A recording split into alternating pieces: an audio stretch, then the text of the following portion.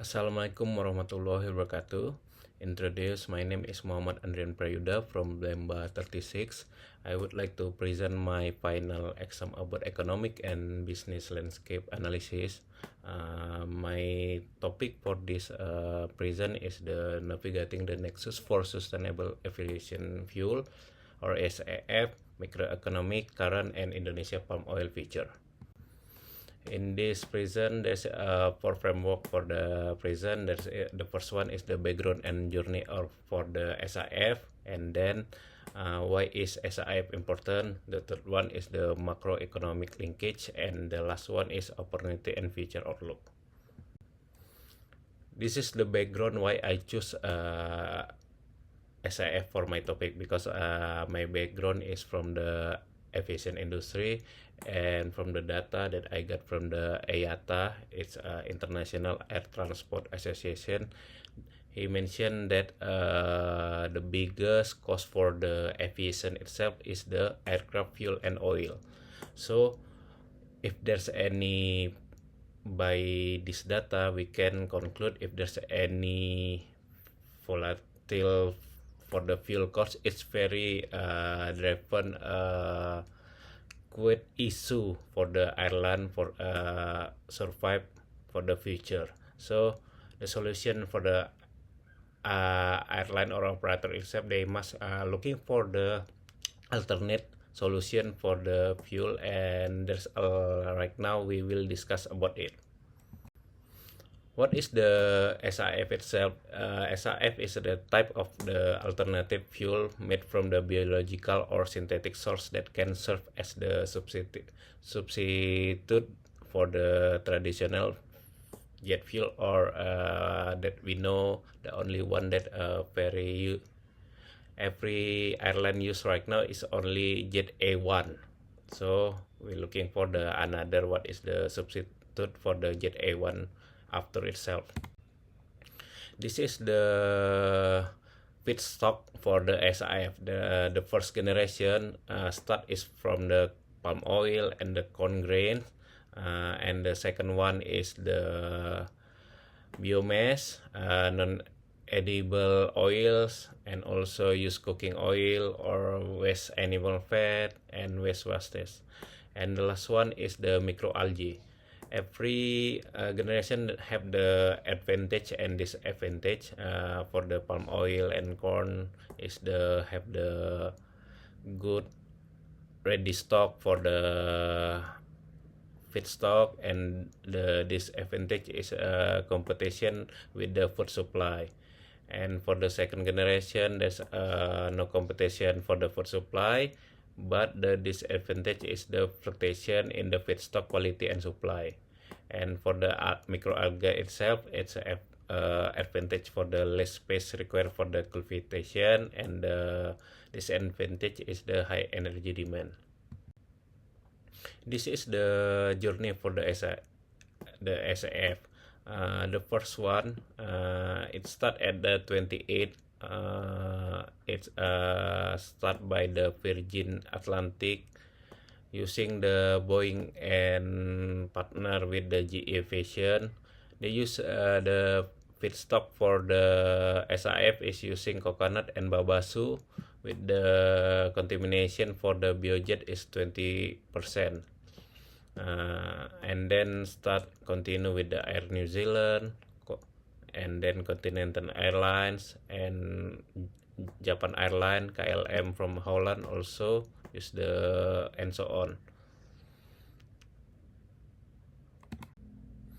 Okay, this is the flow process for the SIF itself. And the first one is the specification properties.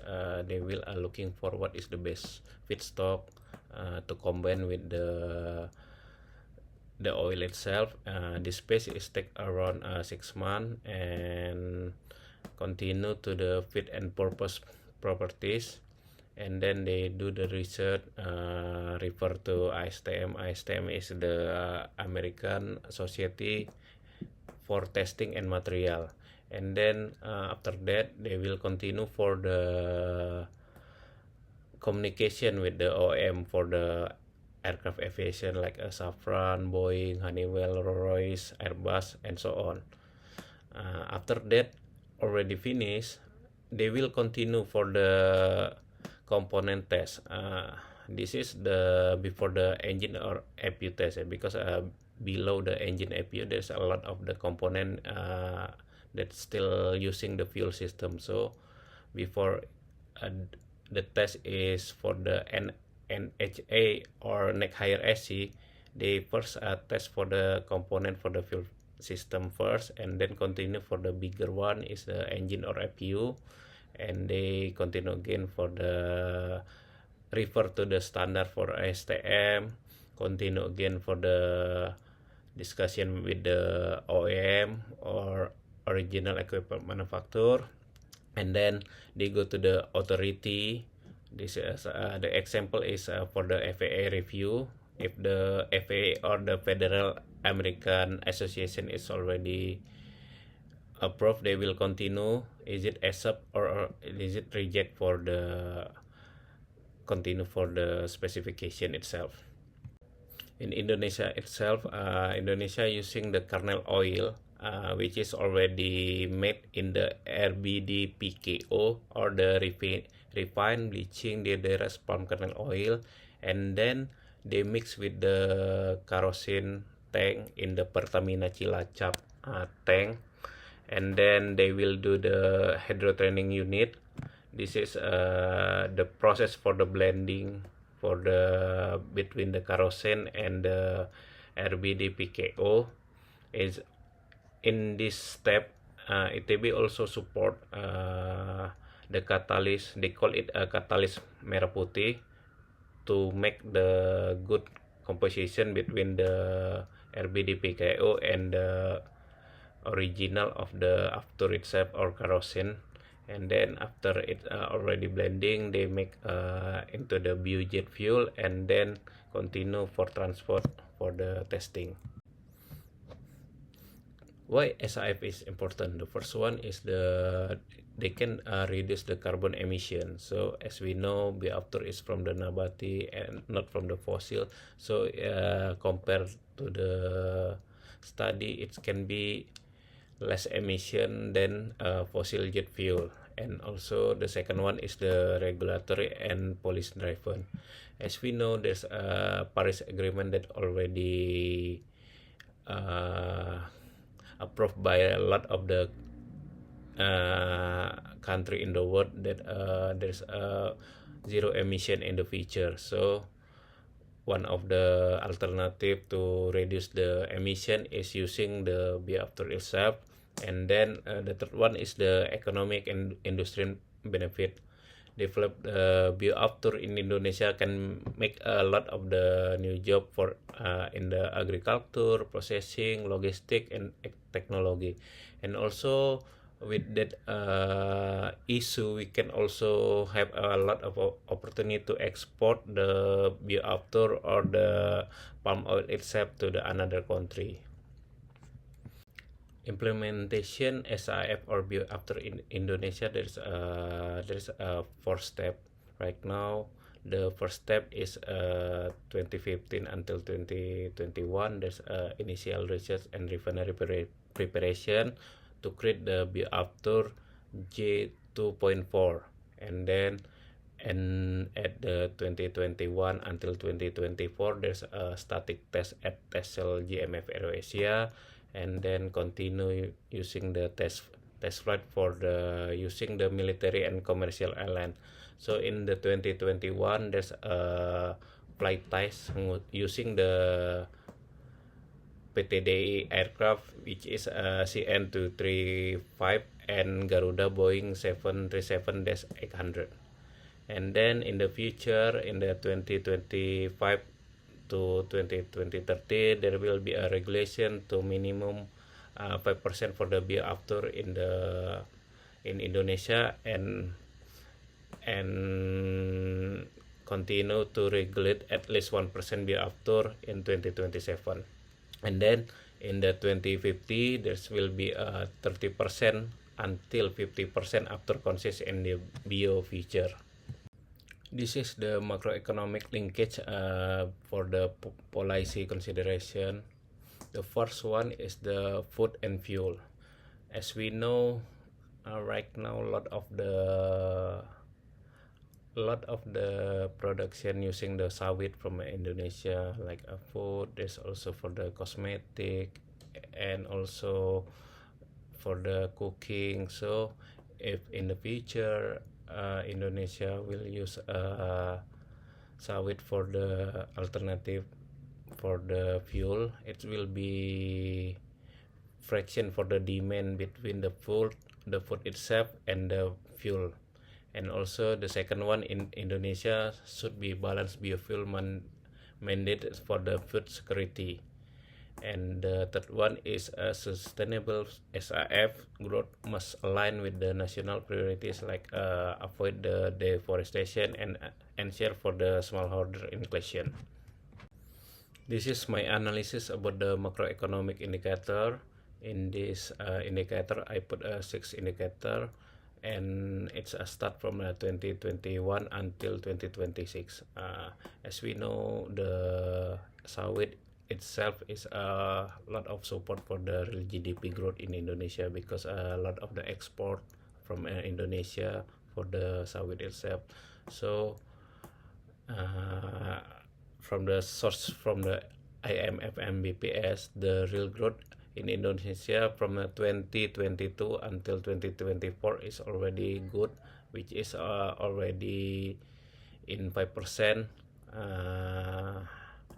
Even in the 2025, there will be forecasting around 5% for the growth. But the president said the target for Indonesia in 2026 is around 8%, but it's okay. And then the average for the inflation start in 2021, 2022, 2023, and then next is still maintain in around 1 until 5. And then for the USD rate itself, Indonesia IDR is very very low. It start at the 14,000 in the 2021. In the 2022, it's around already 15,000, and then in the 2024, right now it's already around 16,000, or nearly 70,000. And also this is the indicator for the average CPO, and also palm oil production and palm oil export and domestic palm oil. The opportunity for Indonesia. This is the abundant feedstock. Indonesia, with the lot of the sawit industry, will be have the possibility to produce the next bioafter in the future. As we know, for the oil, for the sawit itself, it not can only produce for the bioafter, but they can also produce biodiesel itself. So it will be a lot of the opportunity for the Indonesia, because a lot of the feedstock that can be produced for the bioafter. And then there will be a possibility for the economic growth for Indonesia, and also the energy security for the Indonesia itself. This is the challenge and the action that Indonesia need. The first one is the cost competitiveness. The problem, as we know, because the technology still not really mature. Of course, the conversion from the sawit to the bioafter will be very expensive. So at least from the government need to do the incentive for the support, like the Pertamina or the research, to make SAF in the future can be competitive price. And the second one, the Indonesia need invest for the infrastructure, for the like the refinery itself, and also for the new palm plantation. If we would be the country that will the biggest SAF production in the future. And also the last one is the one that very need for the aviation industry, that we need to make the policy for the be after itself.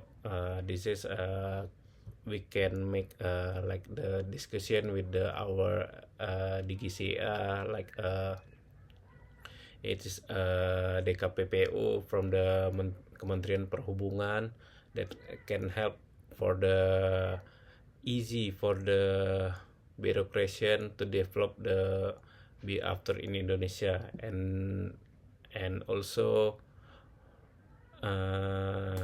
the researchers need to discussion about the be after itself with the regulator from the FAA, from the Indonesia, and also from Eropa or EASA to develop the be after.